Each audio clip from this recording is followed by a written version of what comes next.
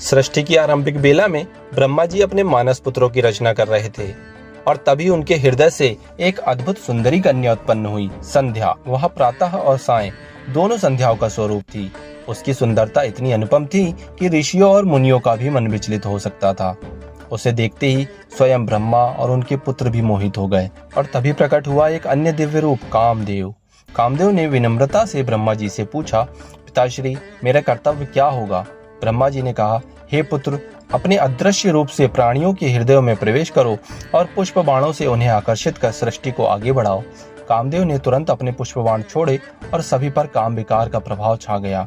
ब्रह्मा और उनके पुत्र संध्या की ओर आकृष्ट होने लगे। यह देखकर सभी ने भगवान सदाशिव का स्मरण किया। शिव की कृपा से ब्रह्मा और पुत्रों का काम विकार शांत हो गया। तभी दक्ष प्रजापति के शरीर से एक श्वेत कर्ण पृथ्वी पर गिरा और उससे उत्पन्न हुई एक अद्वितीय स्त्री, रति। वह सर्वगुण संपन्न और अत्यंत सुंदर थी। रति का विवाह कामदेव से हुआ और वह उसकी अर्धांगिनी बनी। फिर संध्या बाद में तपस्या करके अरुंधति के रूप में जन्मी और महर्षि वशिष्ठ से उसका विवाह हुआ। वह पतिव्रता, पूज्य और करुणा की मूर्ति मानी गई। इस तरह सृष्टि के प्रारंभ में संध्या, कामदेव और रति की उत्पत्ति हुई।